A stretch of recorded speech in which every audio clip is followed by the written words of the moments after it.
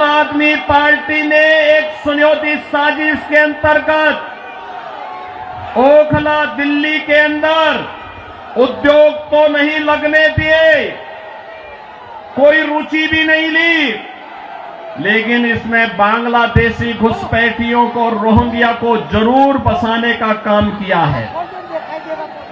आम आदमी पार्टी के नेताओं के घर में आधार बनाने की मशीन के माध्यम से आधार बांटे जाते हैं इन बांग्लादेशी घुसपैठियों को, और दूसरी तरफ उत्तर प्रदेश में न्यू ओखला के रूप में नोएडा की तस्वीर भी आप सबके सामने है।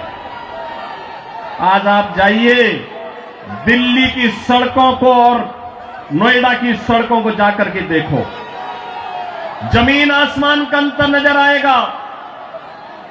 दिल्ली की सड़कों को और गाजियाबाद की सड़कों को जाकर के देखो, जमीन आसमान का अंतर नजर आएगा। उत्तर प्रदेश के शिक्षण संस्थानों को, उत्तर प्रदेश के मेडिकल कॉलेजेस को और दिल्ली के अंदर यहां की राज्य सरकार के द्वारा चलाए जाने वाले वे जर्जर विद्यालय के भवनों को देख करके आप अंदाजा लगा सकते हैं कि बच्चों के भविष्य के साथ इनका व्यवहार क्या है। बहनों और भाइयों, एक सुनियोजित साजिश के तहत दिल्ली की जनता को तो इन्होंने जन सुविधाओं से वंचित रखा ही, साथ साथ राष्ट्रीय सुरक्षा के साथ खिलवाड़ भी इन्होंने उन अपने शरारत भरी कृत्यों से किया है। आपने देखा होगा 2020 में दिल्ली के अंदर किस तरीके से दंगे करवाए गए और आम आदमी पार्टी के पार्षद और उनके विधायकों की संलिप्तता इस पूरे षड्यंत्र में सामने आई थी। ये लगातार राष्ट्रीय सुरक्षा के साथ खिलवाड़ कर रहे हैं। स्वाभाविक रूप से जो अपने गुरु सरदे अन्ना हजारे को धोखा दे सकता हो, वह व्यक्ति जनता को भी धोखा देने में माहिर होगा। देश को भी धोखा दे रहे हैं, जनता जनार्दन को भी धोखा दे रहे हैं। लगातार अपने वक्तव्यों के माध्यम से ऐसे वक्तव्य जारी कर रहे हैं जिसमें अब मैं विश्वास के साथ कह सकता हूं कि दिल्ली की जनता आने वाली नहीं है, और मैं यही अनुरोध करने के लिए आया हूं। बहनों और भाइयों, मैं आपको एक बात और कहना चाहता हूं, मैं आपसे एक बात और कहना चाहता हूं। जो यहां पर आम आदमी पार्टी की सरकार और आम आदमी पार्टी जो लगातार कह रही है, ये लगातार एक बात को कह रही है कि इन्होंने यहां पर बिजली दी है।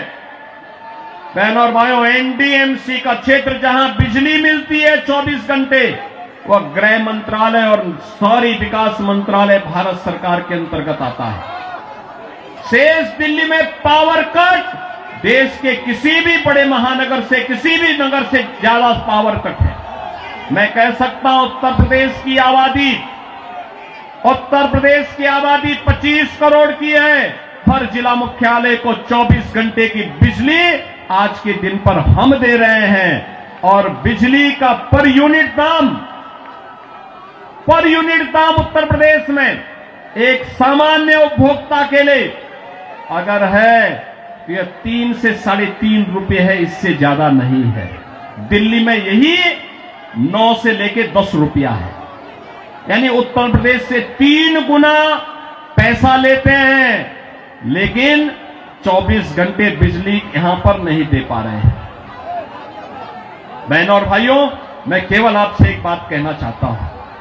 जो लोग आपके साथ खिलवाड़ कर रहे हो, आपको जन सुविधाओं से वंचित कर रहे हो, दिल्ली की पूरी तस्वीर को बदसूरत कर रहे हो, राष्ट्रीय सुरक्षा के साथ खिलवाड़ कर रहे हो, ऐसे लोगों को सत्ता में दोबारा आने का कोई अधिकार नहीं होना चाहिए। कोई अधिकार नहीं होना चाहिए।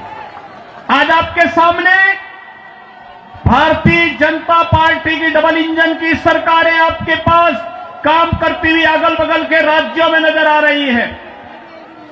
उत्तर प्रदेश है, हरियाणा है, राजस्थान है, मध्य प्रदेश है, छत्तीसगढ़ है। इन सभी राज्यों में जाकर के देखो। मैं कल एक न्यूज पढ़ रहा था कि पंजाब की कुछ बहनें आम आदमी पार्टी के कार्यालय का घेराव की हैं, श्री अरविंद केजरीवाल के घर का घेराव की हैं और ये इस बात को लेके कही हैं कि जो वायदा किया था इन्होंने पंजाब में सरकार बनाने के पहले कि 1000 रुपया हर महिला को देंगे, ये दिया ही नहीं और वे महिलाएं इसलिए घेराव करने के लिए आई थी। इन्होंने यहां पे दिल्ली में भी घोषणा की कि मुल्ला और मौलवी को यहां पर पहले से ही ये लोग वेतन देते थे। आज दिल्ली की आर्थिक स्थिति इतनी बदहाल कर चुके हैं कि उनको भी कई महीनों का नहीं मिला और जब वहां से हो हल्ला शुरू हुआ तो इन्होंने उसको डाइल्यूट करने के लिए कहा कि हम पुजारियों को भी देंगे। बहनों और भाइयों, मैं पूछना चाहता हूं अरविंद केजरीवाल जी से और उनकी पूरी टीम से, क्या किसी मंदिर के सुंदरीकरण की कार्य योजना को उन्होंने कभी आगे बढ़ाया? कभी बढ़ाया? मॉडल देखना हो तो आइए काशी में काशी विश्वनाथ धाम को देखिए। मॉडल देखना हो अयोध्या में श्री राम जन्मभूमि पर भगवान राम के भव्य मंदिर के मॉडल को देखो। मॉडल देखना हो तो प्रयागराज में आइए। प्रयागराज में महाकुंभ के आयोजन स्थल को देखो। आस्था का सम्मान ऐसे होता है। 1000 से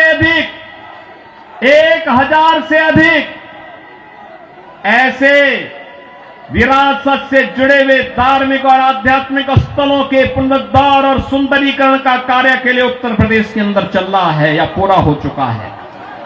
बहनों और भाइयों, यहां पर आम आदमी पार्टी आपकी भावनाओं के साथ खिलवाड़ कर रही है, लेकिन वे भत्ता देने की बात और मानदेय देने की बात करते समय भूल गए कि उन्होंने बौद्ध मठों से जुड़े हुए भंतों को छोड़ दिया है। बनते भी पाए इसकी उनको चिंता नहीं। भगवान वाल्मीकि के समय से वाल्मीकि समुदाय से जुड़े हुए तमाम हमारे संत वाल्मीकि मंदिरों में पूजा अर्चना करते हैं, उनको उन्होंने भुला दिया, उनके एजेंडे में कहीं नहीं। आम आदमी पार्टी के एजेंडे में रविदासी मंदिरों के पुजारी नहीं है। यानी आज भी इनकी तुष्टीकरण की जो पॉलिसी चली आ रही है, बांटो और राज करो की पॉलिसी चली आ रही है, वह अभी भी मानदेय और सरकारी पैसे से उस मानदेय या भत्ता देने में भी उसमें ये लोग परहेज नहीं कर पा रहे हैं। और इसीलिए तो मैं आप सबसे कहना चाहूंगा कि बहनों और भाइयों, आज प्रधानमंत्री मोदी जी के नेतृत्व में हम एक नए भारत का दर्शन कर रहे हैं। एक नया भारत अगर हमें काशी में काशी विश्वनाथ का दर्शन कराता है तो उत्तराखंड में केदारपुरी में भगवान केदारेश्वर का भी भव्य मंदिर का पुनरुद्धार का कार्य वहां चल रहा है। मध्य प्रदेश में महाकाल का महालोक है तो उत्तर प्रदेश के विंध्यवासिनी में मां विंध्यवासिनी का धाम भी एक नए कॉरिडोर के रूप में विकसित हुआ है।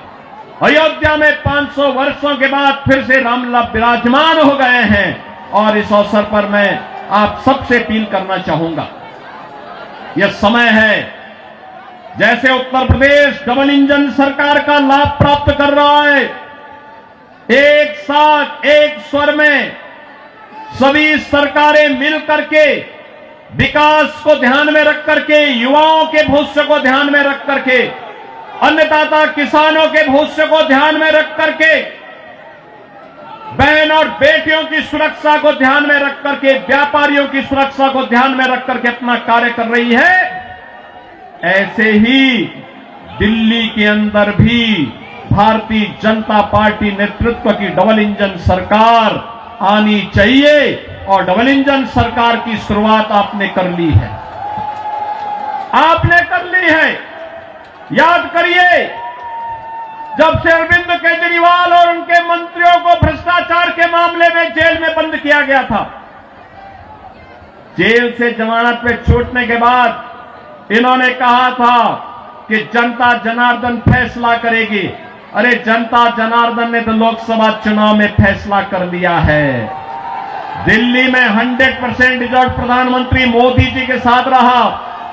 चंदौलिया जी को आपने यहां से अपना सांसद चुन करके भेजा, देश की संसद में भेजा है।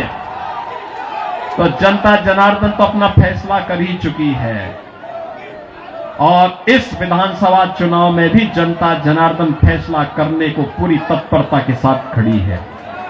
और इसी में मैं आपसे अपील करने के लिए आया हूं कि बहन और भाइयों, इस किराड़ी विधानसभा क्षेत्र से भारतीय जनता पार्टी ने अपने कर्मठ कार्यकर्ता को, जिनका एक ही ध्येय है और वह है कि इस किराड़ी विधानसभा क्षेत्र को एक विकसित विधानसभा क्षेत्र के रूप में विकसित करना।